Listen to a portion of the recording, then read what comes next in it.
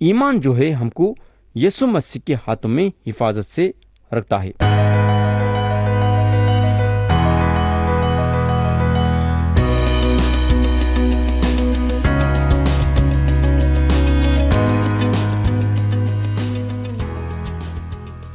یسوع مسیح کے نام سے السلام علیکم پیارے بھائی اور بہن، آپ لوگوں کو یاد ہوگا کہ گئے وقت ہم افسیوں کے نام پولس رسول کا خط باب 6 اور اس کی آیت 9 سے غور کرنا شروع کرے تھے، اور ہم آیت 12 تک غور کرے تھے۔ تو پیارے بھائی اور بہن، اب ہم کلام میں آگے بڑھیں گے اور پڑھیں گے افسیوں کے نام پولس رسول کا خط باب 6 اور اس کی آیت 13۔ یہاں پولس بولتے ہیں، اس واسطے تم خدا کے سارے ہتھیار باندھ لو تاکہ برے دن میں مقابلہ کر سکو اور سب کاموں کو انجام دے کر قائم رہ سکو۔ تو میرے دوست، ہم دشمن کو پہچاننا ضروری ہے۔ جو ہتھیار مقابلہ کرنے کے لیے ہونا چاہیے، وہ ہتھیاروں کو پولس جو ہیں شروع کرتے ہیں ظاہر کرنا۔ ایمان رکھنے والوں کو کہیں بھی یہ نہیں بولا گیا ہے کہ ان لگا حملہ کر کے آگے بڑھنا۔ خدا کا کلام ہم کو یہاں یہ بتاتا ہے کہ ہم قائم رہنا۔ بائبل شریف جو ہے ایمان رکھنے والوں کے بارے میں یہ بتاتی ہے کہ ایمان رکھنے والے مسافر ہیں۔ ایک مسافر ہونے کے ناطے ہم یہ دنیا میں چلنا ہے۔ بائبل شریف یہ بتاتی ہے کہ ہم یسوع مسیح کے لیے ایک گواہی کے حیثیت سے ہیں، اور ہم کو دنیا کے کونے کونے میں جانا ہے یسوع مسیح کی منادی کرنے کے لیے۔ ایک طرف سے ہم مسیح کے کھلاڑی ہیں، اور ایک کھلاڑی کے حیثیت سے ہم کو بھاگنا ہے۔ خداوند یسوع مسیح پہ آنکھ رکھتے ہوئے ہم کو بھاگنا ہے۔ افسیوں کا خط باب 6 اور اس کی آیت 14 اور 15 میں لکھا ہوا ہے، پس سچائی سے اپنی کمر کس کر اور راز بازی کا بختر لگا کر اور پاؤں میں صلح کی خوشخبری کی تیاری کے جوتے پہن کر اور ان سب کے ساتھ ایمان کی سپر لگا کر قائم رہو، جس سے تم اس شریر کے سارے جلتے ہوئے تیروں کو بجھا سکو۔ تو یہاں پولس قائم رہنے کے بارے میں بات کرتے ہیں۔ قائم رہنا یعنی کہ کھڑے رہنا۔ یا انہوں یہ بھی بتاتے ہیں کہ ہم کو صرف کھڑے رہنا نہیں ہے، بلکہ کھڑے رہنے کے ساتھ ساتھ ہماری حفاظت کرنے کے لیے ہم چند ہتھیار رکھنا ہے۔ شیطان ہم پہ حملہ کرے گا، مگر ہم اس کے حملے کا مقابلہ کرنا ہے۔ پولس بولتے ہیں، سچائی سے اپنی کمر کس کر۔ سچائی وہ چیز ہے جو ہر ایک چیز کو پکڑے رہتی ہے۔ اب سوال یہ پیدا ہوتا ہے کہ یہ سچائی کیا ہے؟ یہ سچائی خدا کا کلام ہے۔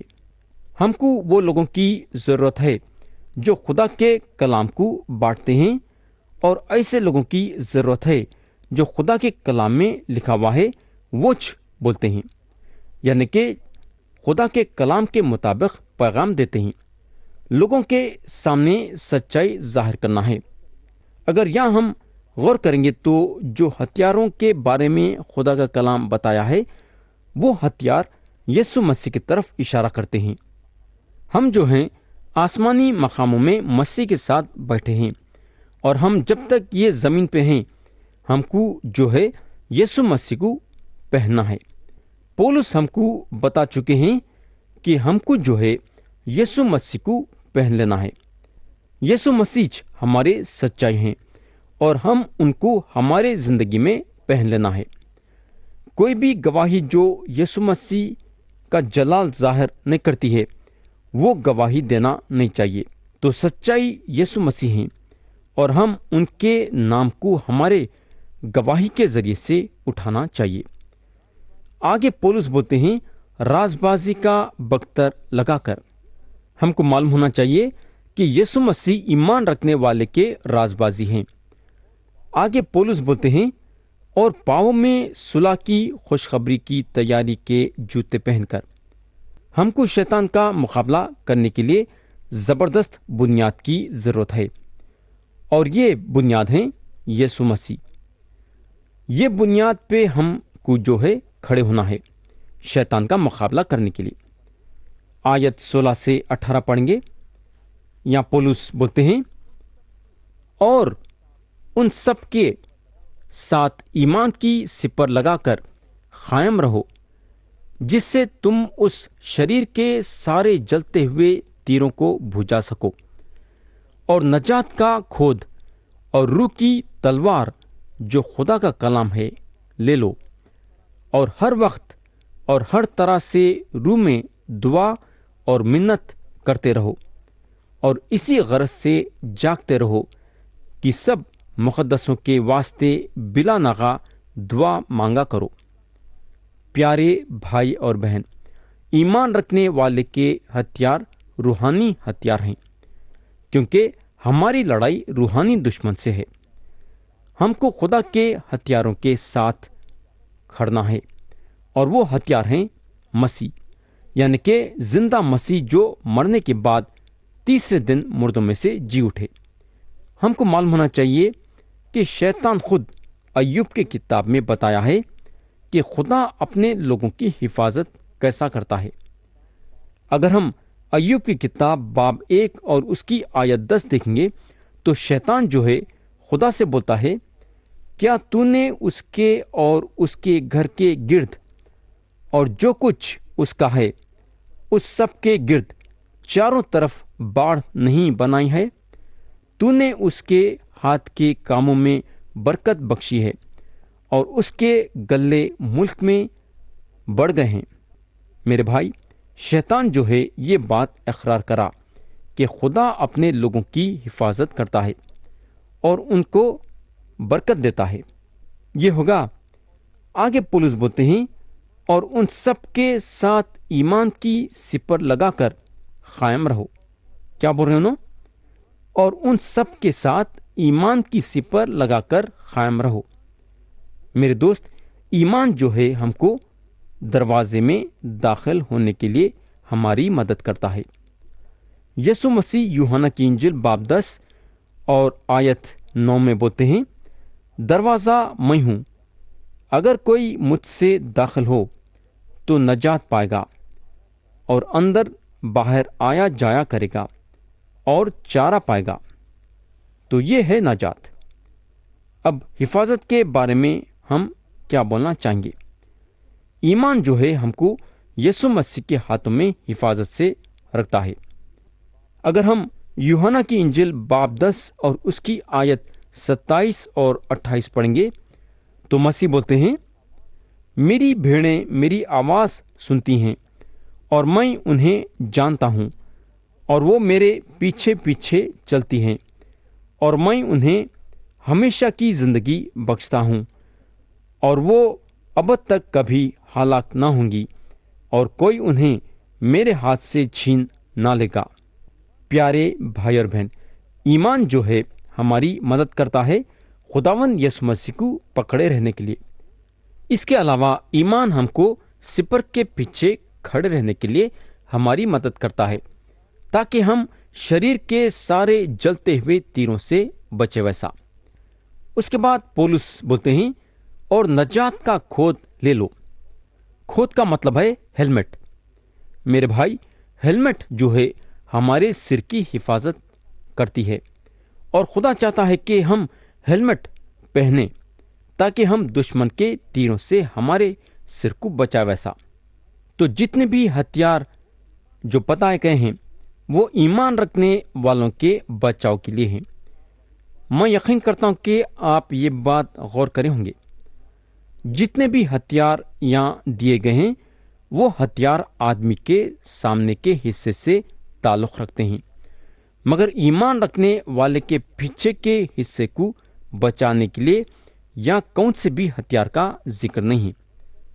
मेरे दोस्त, अगर एक मसीही जो है दुश्मन से बचने के लिए पीछे हटता है तो उसको पीछे हटने के लिए अपनी पीठ दिखाना पड़ता है, और एक बार अगर ईमान रखने वाला अपनी पीठ दिखाता है तो फिर शैतान उनको छोड़ने वाला नहीं है। उनके पीठ में शैतान जो है अपना हथियार चलाएगा और उनको शिकस्त देगा। तो एक बार ईमान रखने वाला मसीह में आगे बढ़ता है تو پھر اس کے لیے پیچھے ہٹنے کا سوال ہی پیدا نہیں ہوتا۔ یہ ہوگا، اب ہمارے پاس لڑائی میں آگے بڑھنے کے لیے دو ہتھیار ہیں۔ پہلا ہتھیار ہے خدا کا کلام، جس کو روح کی تلوار بلایا گیا ہے۔ تو پیارے بھائی اور بہن، مسیح جو ہیں خدا کے زندہ کلام ہیں، اور اگر ہم یاد کریں گے تو ہم کو معلوم ہوگا کہ مسیح کے سامنے جب شیطان آزمائش میں گرانے کے باتیں رکھا تو انہوں خدا کے کلام کا استعمال کری۔ خدا کا کلام استعمال کرنے کے ذریعے سے انہوں شیطان کو شکست دیے۔ یہ ہوگا، اب دوسرا جو ہمارے پاس شیطان سے مقابلہ کرنے کا ہتھیار ہے وہ ہے دعا۔ ہم ہمیشہ دعا میں مشغول رہنا۔ دعا کرنے سے ہم کو خدا کے طرف سے طاقت ملتی ہے شیطان کا مقابلہ کرنے کے لیے۔ یہ ہوگا، اب ہم آیت 19 اور 20 پڑھیں گے۔ یہاں پولس بولتے ہیں، اور میرے لیے بھی، تاکہ بولنے کے وقت مجھے کلام کرنے کی توفیق ہو، جس سے میں خوشخبری کے بھید کو دلیری سے ظاہر کروں، جس کے لیے زنجیر سے جکڑا ہوا الچی ہوں، اور اس کو ایسی دلیری سے بیان کروں جیسا بیان کرنا مجھ پر فرض ہے۔ تو یہاں پولس بولتے ہیں میرے لیے بھی۔ تو یہاں پولس چاہتے ہیں کہ افسیوں کی کلیسیا ان کے لیے بھی دعا کرے۔ تو جیسا پولس یہ خط کو ختم کرنے پہ ہیں تو انہوں وہ حصے میں آتے ہیں جو حصہ ان کے ساتھ تعلق رکھتا ہے۔ انہوں روما میں قید تھے اور انہوں اپنے جسمانی کانٹے سے بھی مصیبت اٹھا رہے تھے، لیکن یہاں ایک بات یہ غور کرنے کی ہے کہ یہ سارے باتوں کے لیے انہوں ان کے لیے دعا کرنے کے لیے نہیں بولتے ہیں، بلکہ ان کی عرضی یہ ہے کہ انہوں خوشخبری کے بھید کو دلیری سے ظاہر کرنے کے لیے دعا کی عرضی دیتے ہیں۔ انہوں لکھتے ہیں، تاکہ بولنے کے وقت مجھے کلام کرنے کی توفیق ہو، جس سے میں خوشخبری کے بھید کو دلیری سے ظاہر کروں۔ تو خوشخبری ایک بھید ہے جس کو پرانا عہد نامہ میں ظاہر نہیں کیا گیا ہے، یا جیسا اب ظاہر کیا گیا ہے۔ نیا عہد نامہ میں یہ ظاہر کرتا ہے کہ مسیح سارے لوگوں کے لیے اپنی جان دیے اور اس کے بعد گاڑے گئے، اس کے بعد تیسرے دن مردوں میں سے جی اٹھے۔ یہ تھی خوشخبری جس کو پولس لوگوں کے سامنے بتا رہے تھے۔ آگے پولس بولتے ہیں، جس کے لیے زنجیر سے جکڑا ہوا ایلچی ہوں۔ تو پولس ابھی جو ہیں روحانی جنگ کے بارے میں لکھے، اور اب ہم دیکھتے ہیں کہ انہوں جس وقت یہ خط لکھ رہے تھے اسی وقت دشمن کے حملے کا زور محسوس کر رہے تھے، اور خوشخبری کے بارے میں بولتے ہیں، اور اس کو ایسی دلیری سے بیان کروں جیسا بیان کرنا مجھ پر فرض ہے۔ چاہے آدمی بڑا رہو یا چھوٹا رہو، اپنی طاقت سے کچھ نہیں کر سکتا۔ اس کے زندگی میں خدا کے طاقت کی ضرورت ہے، اور خدا کے طاقت حاصل کرنے کے لیے اس کے لیے دعا کرنے کی ضرورت ہے۔ ہم ایک دوسروں کے لیے دعا کرنا بہت ہی ضروری ہے۔ تو میرے بھائی اور بہن، یاد رکھو کہ آپ دعا کو جو ہے نظر انداز نہیں کرنا، اور لوگوں کو تول کے دعا کرنا نہیں چاہیے۔ وہ آدمی بڑا ہے، میں کیوں اس کے لیے دعا کروں؟ اس کے لیے بہت سارے لوگ دعا کرتے ہوں گے، میں یہ انسان کے لیے دعا کروں گا اور وہ انسان کے لیے دعا نہیں کروں گا۔ ایسی بات نہیں ہے۔ آپ یہاں اگر دیکھیں گے تو پولس جو ہے اپنے بارے میں لکھتے ہیں کہ ان کے لیے دعا کرو، یعنی کہ انہوں اپنے آپ میں محسوس کرے کہ ان کو آپ لوگوں کے دعا کی ضرورت ہے۔ تو بولنے کا مطلب یہ ہے کہ انہوں افسیوں کے کلیسیا پہ اپنا پورا بھروسہ رکھ رہے تھے دعا کرنے کے لیے۔ تو پیارے بھائی بہن، یاد رکھو کہ آپ کو ہمیشہ ہر ایک انسان کے لیے دعا کرنا ہے۔ آیت 21 اور 24 پڑھیں گے، جو کہ یہ باپ کی آخری آیتیں ہیں۔ یہاں لکھا ہوا ہے، اور تخیکس جو پیارا بھائی اور خداون میں دیانتدار خادم ہے، تمہیں سب باتیں بتا دے گا، تاکہ تم بھی میرے حال سے واقف ہو جاؤ کہ میں کس طرح رہتا ہوں۔ اس کو میں نے تمہارے پاس اسی واسطے بھیجا ہے کہ تم ہماری حالت سے واقف ہو جاؤ اور وہ تمہارے دلوں کو تسلی دے۔ خدا باپ اور خداوند یسوع مسیح کی طرف سے بھائیوں کو اطمینان حاصل ہو اور ان میں ایمان کے ساتھ محبت ہو، جو ہمارے خداوند یسوع مسیح سے لازوال محبت رکھتے ہیں، ان سب پر فضل ہوتا رہے۔ تو پیارے بھائی اور بہن، یہاں ختم ہوا افسیوں کے نام پولس رسول کا خط، اور میں یقین کرتا ہوں کہ آپ یہ خط میں سے بہت سارے باتیں سیکھے ہیں، لیکن سیکھنے کے ساتھ ساتھ خدا کے کلام کے باتوں پہ عمل بھی کرنا ضروری ہے۔ آتے اس وقت ہم پرانا عہد نامہ کی ایک کتاب کو اٹھائیں گے اور اس پہ غور کریں گے۔ کتاب کا نام ہے امثال۔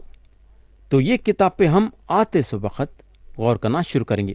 تو ہم سب کو آج کے کلام کے ذریعے سے برکت دے، یسوع مسیح کے نام سے آمین۔